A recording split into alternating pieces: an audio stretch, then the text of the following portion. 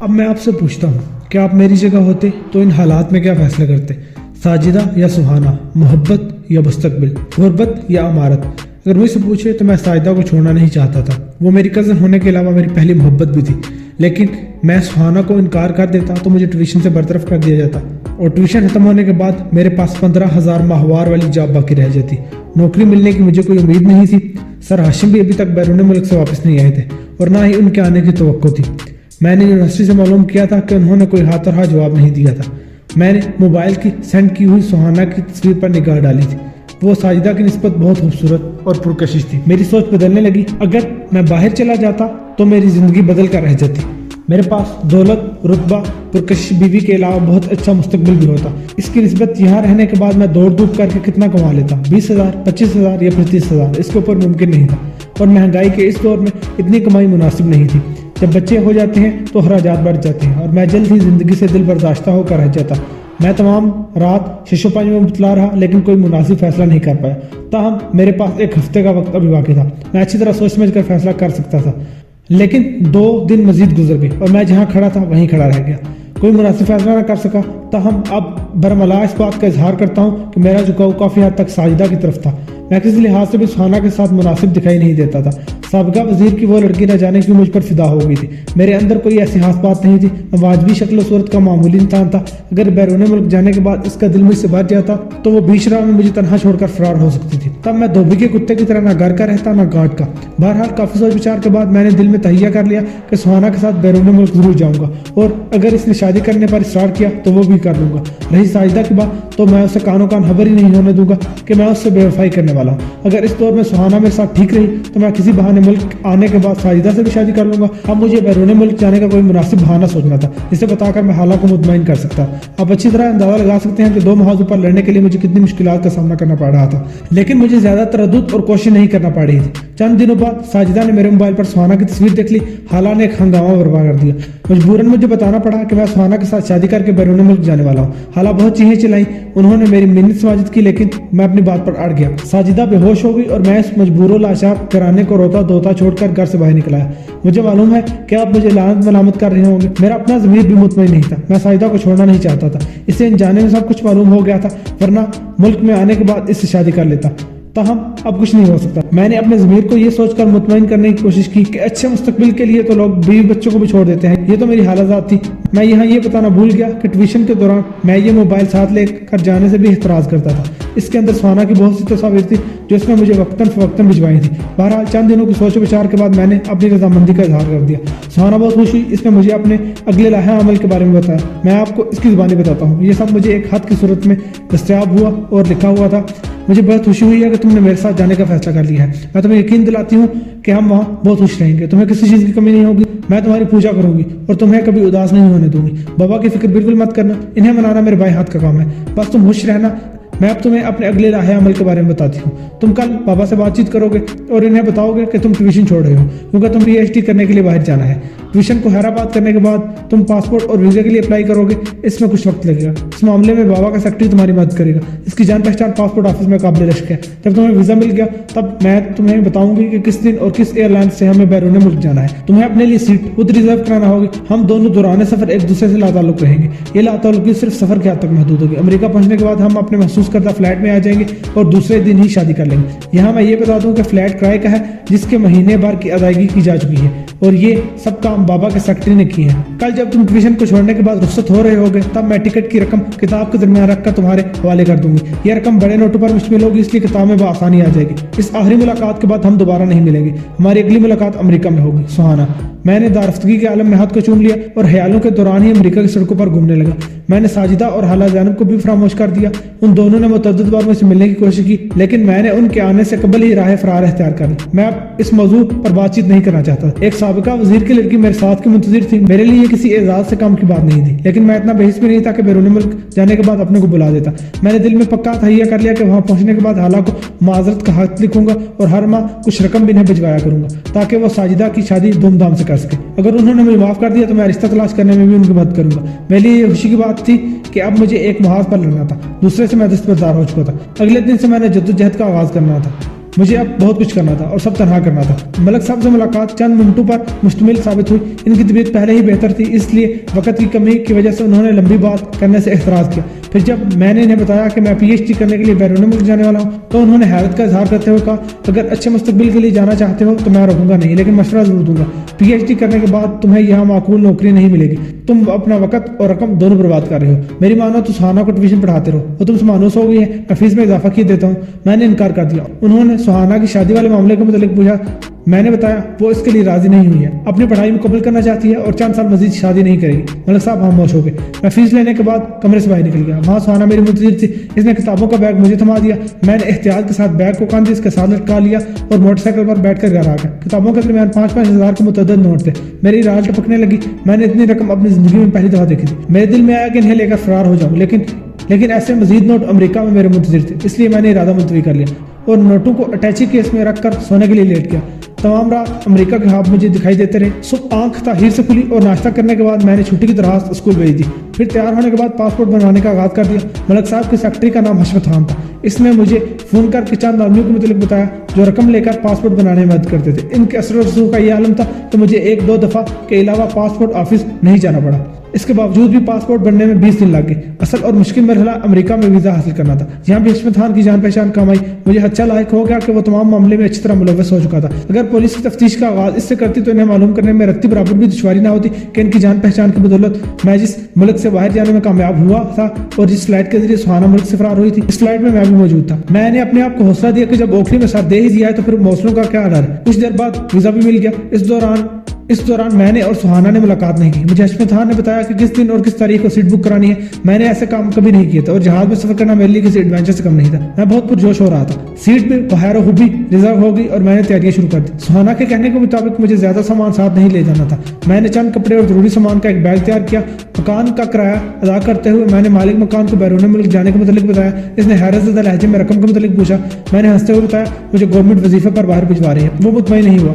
مجھے اسے مطمئن کرنے کی ضرورت بھی نہیں تھی، اس لیے دوسرے دن اسکول آ گیا۔ میں نے نوکری سے استعفیٰ دیا اور پرنسپل سے سر ہاشم کے متعلق پوچھا۔ انہوں نے بتایا کہ وہ جلد ملک واپس آنے والے ہیں۔ میں نے صدق دل سے دعا کی کہ وہ میری روانگی سے قبل ہی آ جائے۔ ان کا مشورہ میرے لیے بہت اہمیت رکھتا تھا۔ اسکول سے فارغ ہونے کے بعد میں گھر آ گیا۔ حالات زینب کے محلے میں ڈالی ہوئی کمیٹی کا کچھ نہیں کر سکا تھا، تاہم رقم اتنی زیادہ نہیں تھی کہ کسی پریشانی کا سبب بنتی، اس لیے میں نے اسے نظر انداز کر دیا۔ میری جان ان دونوں ماں بیٹی سے چھوٹ رہی تھی، اس لیے رقم سے قربانی دینے میں کوئی قباحت نہیں تھی۔ تیاریاں مکمل ہو گئی۔ مجھے یقین تھا کہ سہانا بھی تیاریاں کر رہی ہو، لیکن مجھے یہ سمجھ میں نہیں آ رہی تھی کہ وہ CCTV لگے ہوئے ماحول سے فرار کیسے ہوگی۔ میں آپ کو پہلے بھی بتا چکا ہوں کہ ملک صاحب کی کوٹھی میں جگہ جگہ کیمرے لگے ہوئے ہیں۔ اندر آنے اور باہر جانے کے لیے دروازے پر سیکیورٹی کا عملہ متعین تھا۔ وہ ان کی آنکھوں میں دھول جھونک کر فرار کیسے ہو سکتی تھی، تاہم یہ اس کی سردردی تھی۔ مجھے اس میں سر کھپانے کی ضرورت نہیں تھی، اس لیے میں نے اس سوچ کو منتشر کیا۔ اگلے دن میں نے سر ہاشم سے دوبارہ رابطہ کرنے کی کوشش کی۔ وہ ملک واپس نہیں آئے تھے۔ میں نے ان کے نمبر کے بارے میں پوچھا لیکن کامیابی نہیں ہوئی۔ مجبور اللہ چاہ گھر واپس آ گیا۔ روانگی والے دن میں نے بہت سا سامان محلے والوں میں تقسیم کر دیا۔ وہ میرے احسان تلے دب کر رہ گئے۔ مجھے الوداع کہنے کے لیے گھر کے سامنے جمع ہو گئے۔ ان میں سب سے آگے مالک مکان تھا۔ وہ اس بات پر بضد تھا کہ مجھے اپنی گاڑی میں بآسانی ایئرپورٹ پر چھوڑ کر آ سکتا ہے۔ تھوڑی سی پشت و پیش کے بعد میں تیار ہو گیا۔ 2-3 اور محلہ والے بھی ساتھ جانے کی ضد کرنے لگے، لیکن جگہ کی کمی کی وجہ سے انہیں انکار کر دیا اور یوں میری روانگی ہوئی۔ ہائے رے قسمت! آج بھی یاد کرتا ہوں تو دل میں ایک ٹیس اٹھ جاتی ہے۔ کاش میں نے ٹیوشن پڑھانے سے ہی انکار کر دیا ہوتا تو آج خوش و خرم زندگی گزار رہا ہوتا۔ میں آپ سب کو نصیحت کرتا ہوں کہ خدا را کسی وزیر کی لڑکی کو ٹیوشن پڑھانے سے اجتناب کیجیے گا، اب چاہے وہ لڑکی خوبصورت ہو یا نہ ہو۔ ان کی باتوں سے قطع نظر آپ فوراً انکار کر دیجیے گا، ورنہ حال میرے جیسا ہوگا۔ میں دوبارہ تحریر کی طرف آتا ہوں۔ ایئرپورٹ جانے کے بعد مالک مکان مجھے برابر یاد دہانی کرواتا رہا کہ میں بیرون ملک جا کر اسے فراموش نہ کر دوں اور جتنی جلدی ہو سکے اسے باہر بلانے کی کوشش کروں۔ میں نے جان چھڑانے کے لیے قسم کھا کر اسے یقین دلایا کہ میں اس کی ہدایات پر پوری طرح عمل کروں گا۔ اگر کچھ وقت لگ گیا تو وہ مایوس نہ ہو، تاہم وہ پھر بھی وزید رہا کہ میں اسے امریکہ میں اپنی رہائش کے متعلق تفصیل سے بتا دوں تاکہ رابطہ بآسانی ہو سکے۔ میں نے بتا دیا رہائش کا کے متعلق ابھی مجھے کچھ معلوم نہیں، جیسے ہی پتہ چلا ویسے مطلع کر دوں گا۔ وہ مشکلیں تمام ایئرپورٹ پر اس سے جان بلاسی ہوئی اور میں جہاز میں داخل ہونے کے بعد اپنی سیٹ پر بیٹھ گیا۔ میں کچھ پریشان تھا، مجھے ایئرپورٹ پر سہانا دکھائی نہیں دی۔ دوران سفر بھی اسی پریشانی میں مبتلا رہا۔ مجھے خدشہ تھا کہ وہ مجھے بیوقوف بنا رہی ہے، لیکن اب کیا ہو سکتا تھا؟ جہاز رن وے کو چھوڑنے والا تھا اور میں اسے روک نہیں سکتا تھا۔ امریکہ تو مجھے جانا ہی تھا، مجھے وہاں جاننے والا کوئی نہیں تھا اور میرے پاس رقم بھی کم تھی۔ دل کو تقویت صرف اس بات سے پہنچتی تھی کہ میں انگلش اچھی طرح بول لیتا تھا۔ اگر میرے ساتھ دھوکہ ہوا تو میں وہاں پولیس کو حالات سے آگاہی کرنے کے بعد مدد کی اپیل کر سکتا تھا۔ باقی کا سفر کیسے گزرا میں آپ کو بتا نہیں سکتا، بس آپ اندازہ لگا لیجئے کہ یہ سفر کانٹوں پر ننگے پاؤں چل کر طے ہوا اور پھر ایئرپورٹ پر اترنے کے بعد میرے حدثے کی تصدیق ہو گئی۔ وہ وہاں نہیں تھی۔ متعدد فلائٹس آ رہی تھی اور متعدد جا رہی تھی۔ ان سب کے درمیان میں تنہا تھا۔ مجھے اپنے اگلے لاہے عمل کے متعلق سوچنا تھا، اس لیے مجھے تنہائی کی ضرورت تھی جو وہاں نہیں تھی۔ میں پریشان قدموں کے ساتھ ایئرپورٹ سے باہر کی طرف چل دیا، تب وہ مجھے مایوسی کے گمبھیر اندھیرے میں امید کی کرن بن کر ابھرتی ہوئی دکھائی دے گئی۔ اس نے مجھے نہیں دیکھا تھا، میں ایسے بچے کی طرح اس کی طرف بھاگ کھڑا ہوا جسے لوگوں کے ہجوم میں غیر متوقع طور پر اس کی ماں دکھائی دے گئی ہو۔ یہ صرف ایک اصطلاح ہے، اسے حقیقت نہ سمجھ لیجیے گا۔ میں بے اختیار ہو کر اس سے لپٹ ہی جاتا اگر حشمت خان درمیان میں نہ آ جاتا۔ میں ٹھٹکا رک گیا، نہ جانے کہ مجھے ایسا لگا جیسے حشمت خان معاملے میں پوری طور پر ملوث ہو۔ میری غلط فہمی کی ابتدا سہانا کے بازو پہ لکھے ہوئے ایچ حرف سے ہوئی تھی، اور ایچ سے حشمت خان بھی بنتا تھا۔ ان دونوں کی عمروں میں اتنا ہی فرق تھا جتنا میری اور سہانا کی عمر میں تھا۔ اس کے قریب پہنچنے کے بعد میں نے پھنسی پھنسی آواز میں اسے مخاطب کرتے ہوئے اپنی جانب متوجہ کیا۔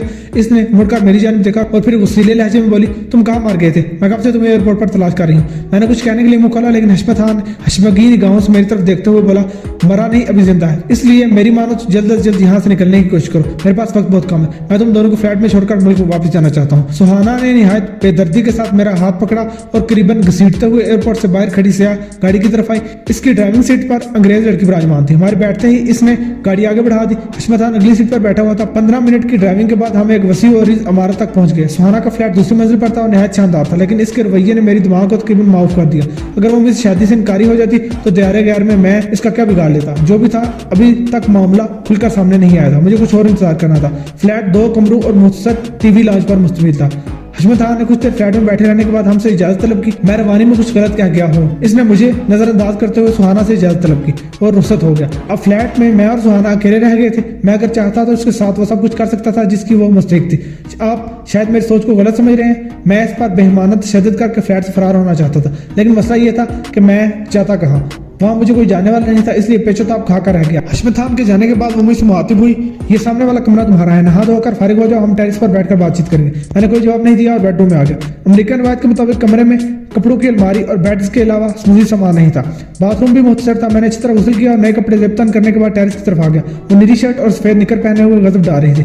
میں نے اس لباس میں اسے پہلی دفعہ دیکھا تھا۔ اس کی سڈول پنڈلیاں اور متناسب ٹانگیں دودھ کی مانند سفید تھی۔ سیاہ بال بکھرنے کے بعد ماتھے کو گھیرے میں لے رہے تھے۔ میں کتنی دیر تک ٹکٹکی باندھے سے دیکھتا رہا۔ پٹھنڈیا بھرتے ہوئے کرسی پر بیٹھ کے شام کے 6 بجنے والے تھے۔ اس کے ننگے بازو پر ایش لکھا ہوا تھا، لیکن بہت ہی بے ایمانی دکھائی دے رہا تھا۔ وہ بالکل بدل چکی تھی، ایسا لگتا تھا برانڈ وہی ہے لیکن اندر سے مال تبدیل کر دیا گیا۔ مجھ پر اداسی کا غلبہ طاری ہونے لگا، تنہائی کا احساس بھی شدت اختیار کرنے لگا۔ میں نے بے دلی کے ساتھ چائے پینی شروع کی، نہایت ہی بد ذائقہ تھی، یقیناً اس نے خود بنائی ہوگی اور شاید زندگی میں پہلی دفعہ بنائی ہوگی۔ میں نے مشکل زہر مار کی۔ چائے پینے کے دوران سرد مہری اور اجنبیت کی فضا طاری رہی، نہ اس نے کچھ بات کی اور نہ ہی میں نے کوئی بات کی۔ چائے پینے کے بعد اس نے مجھے بتایا کہ کل صبح ہم شادی کر لیں گے اور شاید ہنی مون منانے کے لیے جلد سوئٹزرلینڈ چلے جائیں، پھر ہم دوبارہ اسی فلیٹ میں واپس آ جائیں گے۔ تاہم ہمیں محتاط رہنا ہوگا، بابا کے آدمی نے ہمیں تلاش کرنا شروع کر دیا ہوگا۔ میں نے کوئی جواب نہیں دیا۔ وہ دوبارہ ہم کلام ہوئی۔ معاملہ ٹھنڈا ہونے کے بعد میں بابا سے بات چیت کروں گی، مجھے یقین ہے کہ وہ مان جائیں گے، لیکن اگر انہوں نے انکار کیا تو ہم امریکہ کو چھوڑ کر کسی اور ملک میں شفٹ ہو جائیں گے۔ میرے پاس ڈالرز کی کمی نہیں ہے، یہ ڈالر جس اکاؤنٹ میں محفوظ ہے اس کے متعلق میرے اور حشمت خان کے علاوہ کسی کو کچھ معلوم نہیں۔ میں نے پہلی دفعہ منہ کھولا، اگر تمہارے والد کو حشمت خان پر شک ہوا تو معاملہ کھل کر سامنے آ جائے گا، اس کے بعد ہم جہاں پر بھی ہوئے بآسانی پکڑے جائیں گے۔ نہیں، وہ طنزیہ لہجے میں بولی، میں نے کچی گولیاں نہیں کھیلی۔ حشمت خان جلد نوکری چھوڑ کر اپنے بچوں کے پاس افغانستان جانے والا ہے، وہ وہیں کا رہائشی ہے۔ اس کے جانے کے بعد ہمارے فرار کا کوئی سراغ باقی نہیں رہے گا۔ بس میں جیسا کہہ رہی ہوں ویسا ہی کرتے جاؤ، سب ٹھیک ہو جائے گا۔ میں نے اس بات میں ساری لایا اور اپنے کمرے میں آ گیا۔ رات کا کھانا ہم نے سنسری کھایا۔ تمام دن کے تھکے ہونے کی وجہ سے بستر پر لیٹتے ہی نیند کی وادیوں میں گم ہوتا چلا گیا۔ اگلی صبح معاملہ کھلنے کا آغاز ہو گیا۔ وہ رات کے کسی پیر فلیٹ سے فرار ہو گئی۔ ظاہر ہے اس کے ساتھ کوئی اور بھی تھا جو حشمت خان کے سوا کوئی اور نہیں ہو سکتا تھا۔ مجھے تو سوچنے سمجھنے کا موقع ہی نہیں ملا۔ صبح آنکھ کھلی تو میں نے سیاہ 3 پیس ملبوس میں 2 آدمیوں کو اپنے سراہنے کھڑے پایا۔ ان میں سے ایک نے ریوالور پکڑا ہوا تھا اور نال کا رخ میری جانب تھا، تاہم وہ دونوں شکل و صورت سے پڑھے لکھے دکھائی دے رہے تھے۔ مجھے بیدار ہوتا دیکھ کر ان میں سے ایک نے گرہت لہجے میں پوچھا، سہانا کہاں ہے؟ میں نے پریشان لہجے میں بتایا، اگر وہ ساتھ والے کمرے میں نہیں ہے تو مجھے نہیں معلوم وہ کہاں ہے۔ ان دونوں نے مزید بات چیت کے بغیر مجھے سامان پیک کرنے کے لیے کہا۔ میں اب تک پیش آنے والے واقعات سے دل برداشتہ ہو کر اپنے آپ کو حالات کے دائرے پر چھوڑ چکا تھا، اس کے لیے چوں چرا کیے بغیر سامان باندھنے لگا جو کہ زیادہ نہیں تھا۔ آپ اندازہ لگا چکے ہوں گے کہ مجھے اس کینچوے کی طرح استعمال کیا گیا تھا جسے کانٹے پر باندھ کر مچھلیوں کو اپنی جانب راغب کرنے کے لیے استعمال کیا جاتا ہے۔ اب مجھے اپنے انجام کی فکر کھائی جا رہی تھی۔ میں نے دل میں تہیہ کیا کہ ان سے کچھ نہیں چھپاؤں گا، لیکن انہوں نے ملک واپسی تک پوچھا ہی کچھ نہیں۔ ایئرپورٹ پر اترنے کے بعد فوراً ہی مجھے پولیس کے حوالے کر دیا گیا۔ مجھ سے مختصراً پوچھ گچھ ہوئی، میں نے سب کچھ تفصیل کے ساتھ بیان کر دیا۔ وہ معاملے میں زیادہ دلچسپی نہیں لے رہے تھے، اس لیے مجھے حوالات میں بند کر دیا۔ میرا سب کچھ تباہ ہو گیا۔ نوکری کو میں نے خود ہر بات کہہ دیا تھا اور منگیتر کو سہانا کے ورگلانے پر چھوڑ دیا تھا۔ میرے آگے پیچھے تاریکیوں کے سوا اور کچھ نہیں بچا تھا۔ مجھے یقین تھا کہ ساجدہ کی بد دعا نے مجھے تباہ و برباد کر کے رکھ دیا ہے۔ نہ جانے وہ کہاں اور کس حال میں تھی. اگر میں جیل سے رہا ہو جاتا تو اس سے معافی مانگنے ضرور اس کے گھر جاتا, لیکن مجھے رہائی کی کوئی کرن دکھائی نہیں دے رہی تھی. میرے چاروں طرف گپ اندھیرا تھا. لیکن دوسرے دن غیر متوقع طور پر مجھے خوشخبری موصول ہوئی. ایک سپاہی نے مجھے بتایا کہ سر ہاشم مجھ سے بات چیت کرنا چاہتے ہیں. میں بے صبری کے ساتھ پولیس اہلکار کے پیچھے چلتا ہوا دوسرے کمرے میں آ گیا. وہاں میز پر فون رکھا ہوا تھا جس کا ریسیور ایک سائڈ پر پڑا ہوا. میں کچھ مایوس ہوا. سر ہاشم مجھ سے ملنے کے لیے تھانے نہیں آئے تھے. میں نے ریسیور اٹھایا اور ان کی نرم گرم آواز سنائی دی. پرخوردار, میری چند باتیں غور سے سنو, بات کو درمیان میں کاٹنا نہیں. چند سیکنڈز دوسری جانب خاموشی طاری ہوئی. پھر ان کی آواز دوبارہ سنائی دینے لگی. کل میں نے اور سہانا نے شادی کر لی ہے. مجھے اپنے سر پر بم پھٹتا ہوا محسوس ہوا اور مجھے یاد آیا کہ ایچ سے ہاشم ہی بنتا ہے. وہ بولے جا رہے تھے, یقیناً تمہیں حیرت محسوس ہوگی, ہونی بھی چاہیے. وہ تم سے محبت کرتی تھی لیکن شادی اس نے مجھ سے کی. میں تمہیں کھل کر معاملے کے متعلق بتاتا ہوں. جب میں اسے ٹیوشن پڑھایا کرتا تھا تب ہم دونوں ایک دوسرے سے محبت میں گرفتار ہو گئے تھے. میں نے ملک صاحب سے بات چیت کی, انہوں نے صاف انکار کر دیا. اب اگر ہم دونوں ملک سے فرار ہونے کی کوشش کرتے تو درمیان میں ہی ڈال لیے جاتے. اس لیے بحالت مجبوری تمہیں ڈمی کے طور پر استعمال کیا گیا تاکہ تلاش کرنے والوں کا دھیان تمہاری جانب ہی لگا رہے, وہ ہمیں نظر انداز کر دیں. امریکہ میں فلیٹ کا بندوبست حشمت خان نے کیا اور وہاں رات گزارنے کے بعد صبح ملک صاحب کے آدمیوں کو فون سہانا نے کیا. تمہاری گرفتاری کے بعد ہم دونوں کینیڈا چلے گئے. اب ملک صاحب کے آدمیوں کی پہنچ امریکہ کے اس فلیٹ کی حد تک ہے جہاں تم دونوں نے چند لمحات بتائے تھے. اس کے بعد میں اور سہانا کہاں گئے وہ تمام زندگی بھی سر پٹکتے رہے تو انہیں معلوم نہیں ہوگا, کیونکہ اس تمام معاملے میں تمہارا کوئی قصور نہیں. اس لیے میں نے انسپیکٹر سے گزارش کر دی ہے کہ وہ تمہیں چھوڑ دے. وہ میرا شاگرد ہے. ملک صاحب کو بھی اس بات پر کوئی اعتراض نہیں ہوگا. سہانا نے چند منٹ پہلے ان سے بات چیت کی ہے. وہ ہمارے رشتے سے اب بھی انکاری ہیں, اس لیے ہم کچھ دیر میں کینیڈا کو بھی حیدرآباد کہہ دینے والے ہیں. اور کہاں جانے کا ارادہ ہے اس کے مطلب میں تمہیں نہیں بتاؤں گا. اپنا خیال رکھنا اور مجھے معاف کر دینا, میری وجہ سے تمہیں بہت تکلیف اٹھانا پڑی. فون بند ہو گیا. میں ہکا پکا ریسیور کو تھامے کتنی دیر ساکت و جامد کھڑا رہا. پولیس اہلکار نے ریسیور میرے ہاتھوں سے لے کر کریڈل پر رکھ دیا اور مجھے دوبارہ حوالات میں بند کر دیا. دوسرے دن مجھے رہا کر دیا گیا. میں حوالات سے نکلنے کے بعد حالہ زینب کی گھر آیا. وہاں تالا لگا ہوا تھا. محلے والوں نے بتایا کہ حالہ زینب نے ساجدہ کی شادی کر دی ہے. انہیں داماد اتنا شریف اور اچھا ملا ہے کہ اس نے حالہ زینب کو بھی اپنے ساتھ ہی رکھ لیا ہے. میں دونوں محاذوں پر بری طرح ہار چکا تھا, اس لیے تھکے قدموں کے ساتھ اپنے محلے سے باہر آ گیا. اب مجھے نئے سرے سے اپنی منزل کا تعین کرنا تھا اور میں اس کے لیے تیار تھا.